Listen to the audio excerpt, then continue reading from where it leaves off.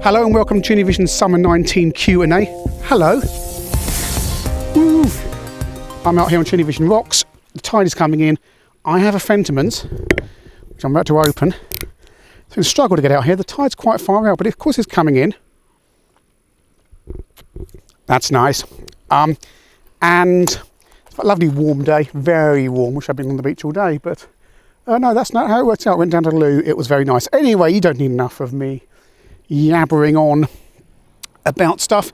You want your questions answering, and that's what you sent in. So I'm going to answer your questions, unedited and uncut, hence why I'm now going to get my phone out of my pocket. And hopefully I'll fire up Word and we've got the questions. And there's going to be mystery prizes as well for the questions I like. First question, and I'm wearing sunglasses so now I can't see the screen. From Ross Taylor. Hi Chinny, I have a question. Which upcoming games console are you looking forward to the most? Game or console, sorry. I'm guessing it's not the C64 with a full-size keyboard. What am I looking forward to the most? Spectrum Next looks interesting. I'm taking a long time to get it stuffed together. Oh, here comes the... Oh, that. I just managed to avoid getting my foot wet there. ZX Spectrum Next looks interesting. And maybe I didn't back it because I have a bit of an aversion to crowdfunding, especially with all the problems we have with other Spectrum projects. But I may well buy one at some stage if it comes out and if it's worthwhile. So that's something to look forward to. There's this C65 thing, Mega 65, whatever it's called. Looks interesting. Will it ever come to light? Don't know. The game I'm most looking forward to is the CPC car racing game, the name of which I can't pronounce and can't remember. From the Batman group, looks incredibly impressive. That's going to be so amazing when that comes out. Thanks, Russ, for the question. Next question, Stuart Allen. Hi, Chinny, love the show. I'm not Steve Wright. I was wondering if you could recommend a budget upscale of my A600 and SCART-based consoles. And I'm going to take my sunglasses off. I'm sorry, I cannot see the screen. Right. I would recommend you've got the fine budget. Your cheapest way of doing it is to find a DVD recorder that has pass-through and progressive on it, usually Pioneer and companies like that. You can pick those up on eBay or charity shops and so on, which can be quite cheap, and that's a good way of getting your basically a way of getting a budget upscaler on your home system for next to nothing. If you can find a Pioneer or decent brand one of those, they can convert to HDMI. They've got everything you need in the box, so that's good. If you want to do it properly, you can get the OSSC open source converter, which retails about 150, 160 in the UK, possibly more. You can build it yourself, or just go on AliExpress and about £130 plus VAT and extras. So have a look at that. I don't know what that device is like, and the XRGB Mini FrameMeister, of course, is about £300, which is quite a bit of money. OSSC is probably the best one to go for, the OSSC open source converter, but as I say, I haven't tried it out myself. Evil Picard says, are there any games you really want to review but you're waiting for some extra hardware you don't have, or you're saving it for a special occasion? I'm going to move with my drink and my camera because I'm going to get stranded here. Oh, there you go, you're being lifted up. We're going to go back a bit. Hello.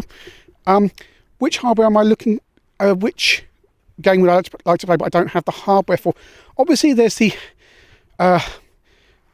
extra Mega Drive games, the Mega CD and the 32-bit games as well, but I don't know, I can't see me ever getting one of those because they're a little bit fiddly and it's getting a bit niche, especially for the channel. Could see me buying one for myself, but yeah, I'm not really sure about that.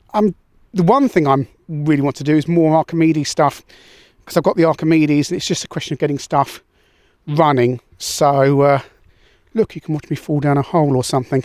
So we could possibly do that. I could do with some help actually getting some Archimedes discs together to get running on my system, because I've got a good basis on my system for games of what's on there already, but there's a few of them I'd like to play. I think Sensible Soccer, for example, is available for the console, for the Archimedes rather, but I don't have it, so I have to find out how to get it. And Zarch, can't find any copies of that online.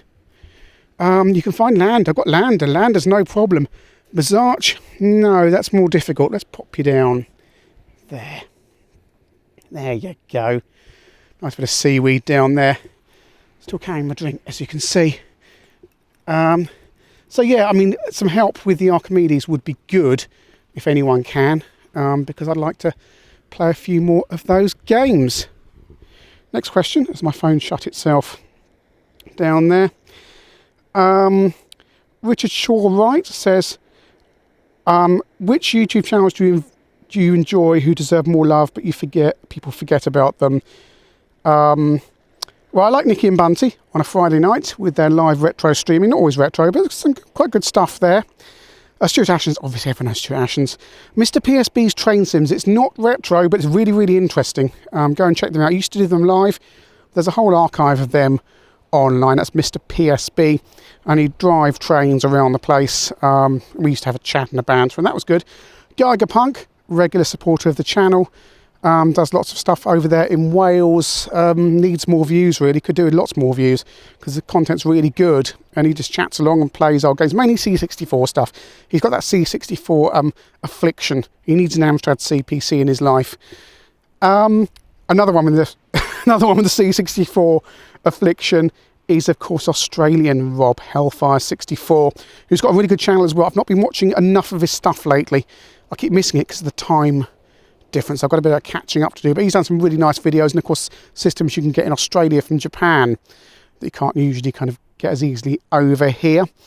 I mainly watch non-retro channels at the moment, just to get a bit of escapes. There's Tech Moan with his superb channel, EEV blog over in Australia with Dave Jones, he's good, and Big Clive up on the Isle of Man, who's also superb. They're all electronics blogs, but really interesting. You don't have to be into electronics, but you can watch those channels and enjoy them.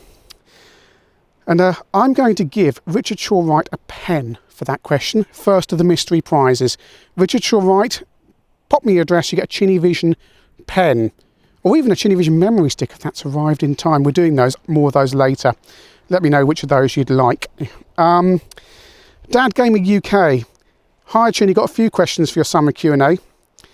Retro gaming popularity. It seems every Tom, Dick and Harry now has a YouTube channel, Twitch streams and social media people playing retro games and retro systems or selling their bathwater. Yeah, I saw that the other day. That's weird. On one hand, it's really positive. It's great there's so many people interested in this subject, and we have the tools to create these online communities and share our passions. But the entire space seems completely saturated, and the quality of output varies massively, and there seems to be a lack of new ideas and innovation. Indeed, some of the accounts are thinly veiled attempts at just making a fast buck on Patreon or Ko-fi from fans. What's your take on this? Will the bubble eventually burst and people move on? I think it's still getting bigger. I think clearly people can see a money-making opportunity, although clearly not doing the kind of games that I'm doing. The camera's underwater. The camera is underwater. Oh, you see, this is what happens. This is what happens. The camera is underwater, and now I can't get to it. Oh God, I'm going to fall in now, aren't I? It's completely underwater. Oh God, oh God, oh God. I heard that. Oh.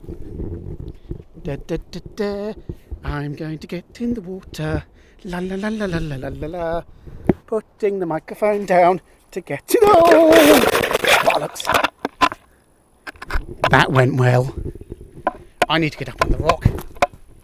Every year I put more jeopardy into doing this, and every year it goes wrong. But I'm walking back up here because I think the water's going to come, and I'm going to have to wipe you off for a minute. I suspect there's going to have to be a jump cut. Can I get back from where I am if the tide comes in, I ask myself. Anyway, so the retro, this is the fun of doing this. This is the fun. This is why we do it on the rocks. Jeopardy. I could sit in a room and talk about this, but no. Here we are on a rock, tide coming in. I've got a wet foot, and the camera was underwater because I was yattering on. I'm going to move back a bit, and then, look, I've got headphones on, you see. I'm not a Cyberman. Look, I think if I'm up here, I think it's going to be okay. Jump cut. Hello, we're back. I've had to wipe the lens and move the camera and get out of the way of the sea before drowning. So Dad Gaming UK was asking about the state of the market. Yeah, it's far more crowded. I started ChinnyVision exactly 5 years ago last month. And it's far more crowded. There's loads more people in there, loads more people doing great things. People who've gone from nothing to 30, 40, 50, 60, 70,000 views per video, and they're doing very nicely out of that. That was never the aim with ChinnyVision. ChinnyVision was just basically doing the kind of thing I enjoyed on my own, but hey, some people might watch, which would be cool. I could do it with the systems I like, and hopefully I haven't compromised on that too much, although clearly I'm going to cover a wider variety of stuff, if it's not just to please me. But I like seeing these systems and doing stuff and owning systems that... Seaweed's in the way. That way, seaweed. And covering systems, having systems I'd never probably own, like the Archimedes, to do. And it's far, far more crowded. And there's some really big channels out there, and there's people who've seen a money-making opportunity. What do? Twitch, I don't understand. And I don't have the bandwidth and kind of time and ability to do it. ChinnyVision isn't a full-time channel. I have to say this. I put a video out every week. This isn't a professional channel where I'm taking a salary from the channel. This is my hobby. It's something I enjoy doing and just sharing with people. So, I don't have to please anyone. It's good to have the Patreon money ChinnyVision has. What's it, about $182 a month? That works out about £130. That pays for hosting. For ChinnyVision.com, it pays for me to get things in like the Archimedes and so on. That's great. There's no profit there. There's no way I could see of making money without compromising what I wanted to do. In that, well, what do? Do you suddenly go do kind of clickbait Nintendo videos? Mario sucks. What do? You'd be compromising yourself and what you want to cover. So I'd rather be pottering around the Amstrad CPC games. I cannot believe how many people watch the videos. I cannot believe that some weeks 1,000 people watched a video on some old computer game from 30 years ago. It is utterly amazing to me. It was amazing when I set myself the kind of, I don't want to say target, but I thought, well, if I get 50 people in a week, after the end of summer 2014, I think it was when I started. If I get 50 people a week on the videos, that'd be great. I'll continue doing them because there'll be enough, there'll be a few people there interested in what I'm doing and chatting to them. And it's unbelievable, some of this stuff. And actually, when you get the videos that have more views, it gets a bit, a lot of the sense of community, if you see what I mean. It's nice to have new people in, but it's also nice to have the regulars kind of commenting on stuff and chatting with them about the games. That's why Discord's good. And do join the Discord channel, friendly bunch in there. We chat all day. Basically, there's only a few of us, so join that. And Patreon's a good place to chat as well because, it's paid entry. And ChinnyVision's Discord is not paid entry, by the way. Anyone can come on there. Just search for us. It's good to have those little communities away where we can just chat among ourselves about stuff. Sunglasses down again, just turning around. And he also says, Dad Gamer UK, Patreon tiers, can you update us on planned developments for Patreon? We've never had tiers. It's been going for 3-4 years, something like that on there. It's always been give what you want to do, but some people give massively more than others. And I can see that on the spreadsheet on Patreon, that some people have given a lot down the years, and I usually just bung them off a pen or something as a thank you, but because of the increased numbers, it's getting harder and harder to keep track of that. So what I've done is I've ordered up some memory sticks from China, from Alibaba, with ChinnyVision logos on them. I'm going to give those away on Patreon to people who support above a certain level. But what I can't do at the moment is tell you what that level is, because I know what the price is in dollars, but I've got no idea what I'm going to be stung for in handling duty and VAT when they come into the country. Then I'll know, and I'll be able to tell you what tier that is. It'll work out basically that they pay for themselves if people are supported for a couple of months, I guess. So people could always cheat it and just go on, pay for 1 month and get their memory stick. But I think most people are more decent than that and will realise that these aren't the cheapest things I could go onto Alibaba and buy. They're nice ones.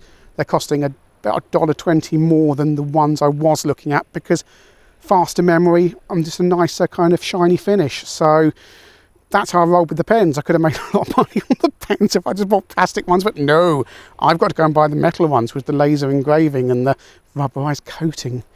And they only really pay for themselves when people order them in twos. It's not a lot of profit. And well, it's fine. It's not it just goes back into the channel. I'm not sitting here driving around a Ferrari going, oh, ChinnyVision's making loads of money. It never can and never will, and that's fine. And any more magazine reviews? Final question from Dad Gamer UK. Yeah, going to be doing Amstrad computer user soon. Hellfire 64, Rob from Australia asks, if space casual time weren't an object, is there a particular system you want to obtain for the channel to cover, or in a position you've pretty much satisfied with the range of systems being covered? Space is an issue at the moment now. I am a bit crowded out. Mrs. Chinny does get upset when new things appear in the house. So I want to do, and I've got the Archimedes in there as well. I've got to do more stuff with that system. I have to. It costs so much. It was 3 months Patreon budget to do that. So I've got to, get my act together with that and do some stuff over the summer with that. So I think that's going to be the big one. Rob also asked, can I plug his channel? Yeah, I mean, I will put a link to him in the comment in the description below. Really good channel, Hellfire 64. Check it out. Really good C64 content and brilliant stuff there.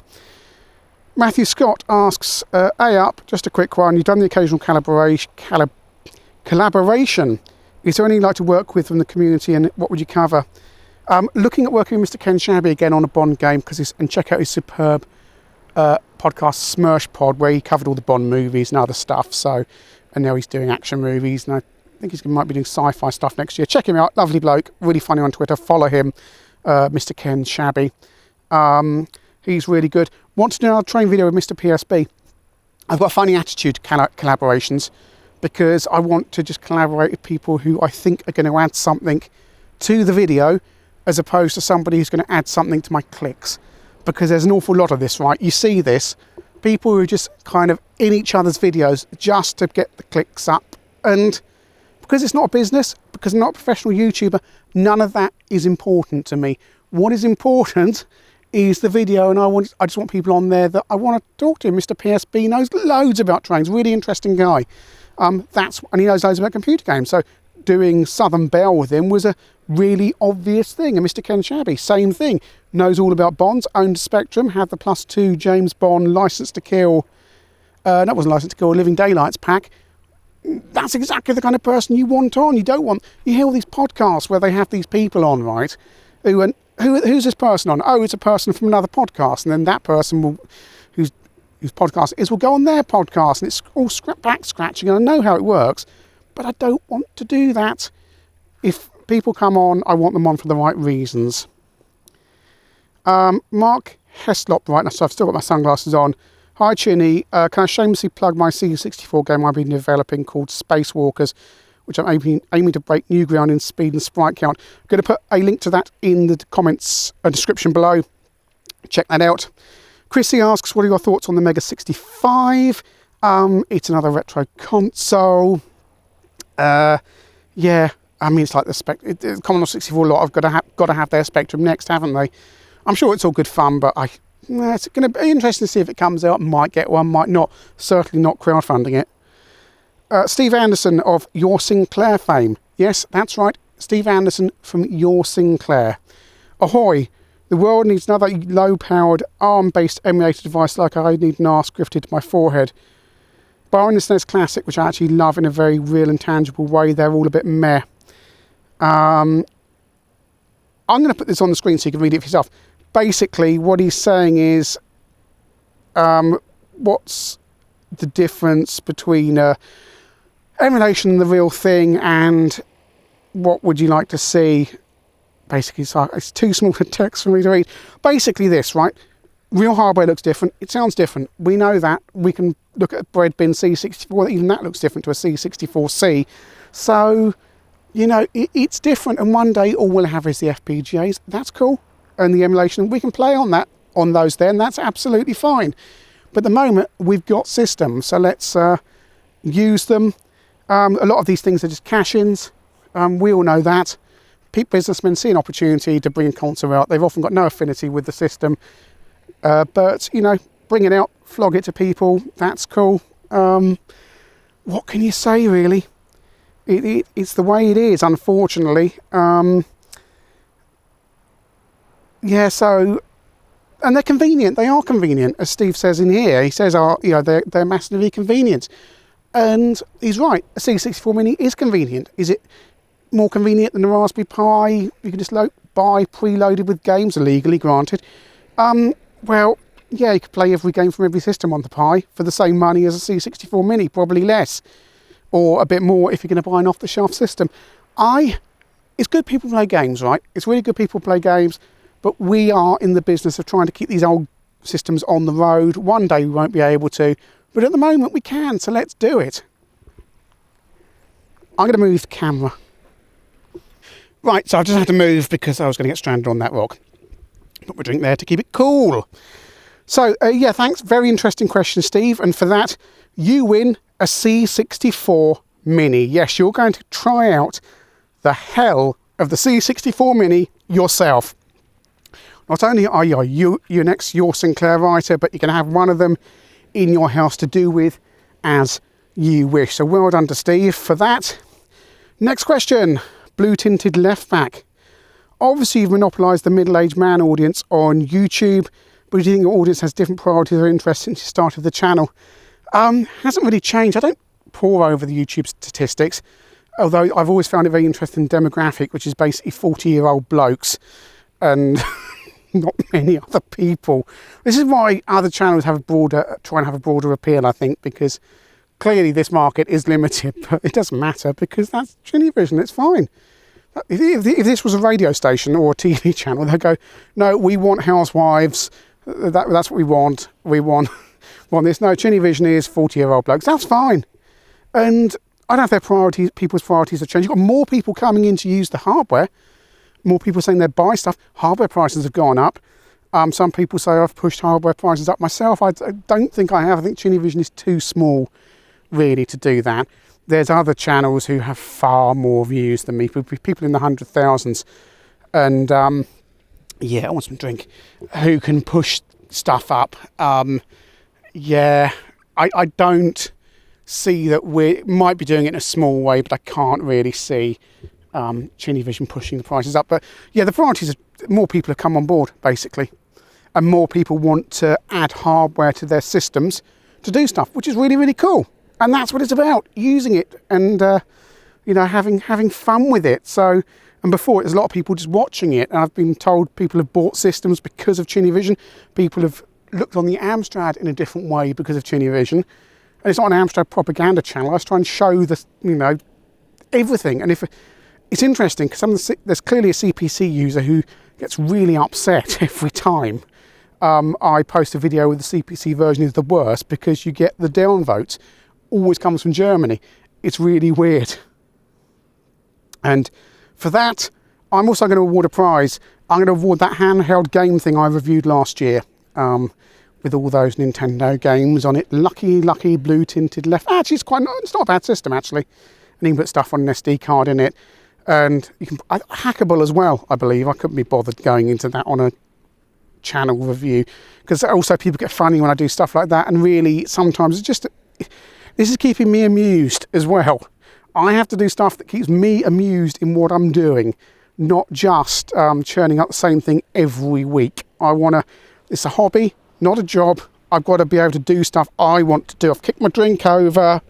Oh, I'll put it back with the camera. There you go, you can put it back there. Fentimans are sponsoring this video. No, they're not. They're not sponsoring this video. So well done to Blue Tinted Left Back for that. Please send me your details. You're getting a handheld console. Andrew Shaw. Hi Chinny, long time viewer, first time PMer, because you sent it on PM on Twitter. So how do you think the best ways to set up retro hardware in the modern age where CRT monitors are hard to find? As a newbie to vintage computers, I've been warned it's not a good idea to use the original power supply because it can catch fire or spike the hardware. Is there any truth in this? CRT is nice, but not essential. I have one. I don't use it that often.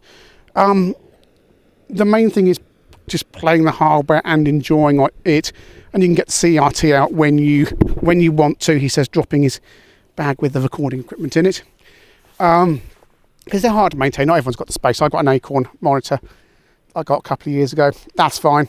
Mainly, to be honest, I only ever do play games these days to record them for ChinnyVision. So it's and I'm playing it through capture, degraded quality when I'm looking at it, because I get the best quality goes to the capture, and I get a dodgy copy out that's got horrible delay on that I actually play on. As I say dodgy, it's degraded basically. But you know, that's fine and that's cool. And power supplies, yeah, you should look at your power supplies and your capacitors and things like that. C64 is the big one, because those are, you know, are known to be problematic and can take the system down with it. Clearly, you've got something like the Amstrad of the Spectrum. It's easy to have a different power supply, and you've got a +2, 8 or +3. Amiga, I built my own ATX supply. Took me an evening to do, used the old lead, got a really high quality PC power supply. That was all good, and that's what I did there. And got some questions from Jonathan Holt. I still very much enjoy the channel and the community around it. Suppose my questions are fairly general. Do you think not having a face for the channel is detrimental or beneficial? This isn't all about me, it's about the hardware. I'm standing here on a beach wandering around, going, hello, down there. No, it's about the hardware, not about me. I don't want to be a YouTube star. I don't want to prance around on screen doing stuff. That's for other people. Whatever gets them clicks, fine. I'm not interested. Simple as that. I want to show this was originally, for the first 50 episodes, screen capture only. It was only when I kind of thought about doing hardware, I thought, well, how do you do it? I thought, well, do you try and be a TV presenter? Well, that's a specialist skill. I'm not a TV presenter, so I'm not going to try and be a TV presenter. I'm quite happy with a microphone. I will do that. Don't people tell me, if anyone says it harms the channel, you need to get your face on it, not interested. And second one, are you satisfied with the channel is in terms of viewership, content and quality of production? I think quality of kind of production has dropped a little bit this year, because it's a spare time thing. I've been really busy with real life work, which is also video editing, so it's more of the same thing. And we're going to have a good old summer break. Not for me to stop making videos, but so I can catch up, because I need a nice cache of at least 10 episodes before September. Viewership, yeah, I mean, amazed anyone watches at all. I mean, what do you say? We don't take adverts, unless I ever found out that we were suffering because of that for some reason, which I don't think we do. That's not even on the cards. It's Patreon and that's it. And in any case, how much money are you going to make off of the kind of figures we got? 14, 15,000 a month in terms of viewers. There's this minutes thing, which I don't really look at. I don't know which one's important. I don't really care. You start studying this stuff, it's a quick way to insanity. You mentioned in Twitter that the recent Dreamcast video didn't do too well. What are your thoughts regarding that failure in covering a more recent console? It's about keeping me interested. I need to stay interested, and I realise if people really don't want to watch something, they don't want to watch it, right? That's fine. But I enjoy doing that kind of little Dreamcast video, and sometimes I enjoy stuff and it doesn't go down well. Sometimes stuff doesn't do well, but goes down well doesn't do lots of viewers, but goes down well with a regular audience. That's fine. It's such a difficult one, because you're trying to please everyone. You can't please everyone all of the time. And there's so much content out there. There is so much content out there. You can't even be sure someone else is not covering what you're doing, or you're not copying someone else unintentionally. It's really hard. And as I say, I regard myself as out of the loop, because I'm not doing this professionally. So my attitude is plough your own farrow, keep yourself happy. I've been doing this for 5 years, which is frankly amazing. I can't believe I'm standing on these rocks yet again with people looking at me in distance like I'm a lunatic with headphones on and a big microphone. Everything's drowning. Everything's drowning. Whoa. Oh, whoa, whoa, whoa, whoa, whoa, whoa, whoa, whoa, whoa, whoa. Wet foot, wet foot, wet foot, wet foot. You see what happens there. Right. Anyway, I'm going to get some different shots to cut in now. Thank you for tuning into this. This is the last ChinnyVision before end of August. It'll be the last Thursday in August will be your next episode. There may be surprises during August. I may put something out, who knows. Remember to subscribe to ChinnyVision 2 because there's always extra quickie videos on there. I love doing ChinnyVision 2 stuff because there's no production values at all. It is just me messing around with a camera, and I don't have to worry about audio quality or, within reason, that kind of stuff. ChinnyVision on Twitter. I sometimes do live stuff on there. And also Discord. Follow us on Discord. And if you really want to help the channel, Patreon is helpful because, hey, you get to join another community and have a chat. But you don't have to. And as I say, the Discord is free. We're hoping for ChinnyVision calendars. Keep an ear out for that. And finally, before the summer break, the true face of Chinny.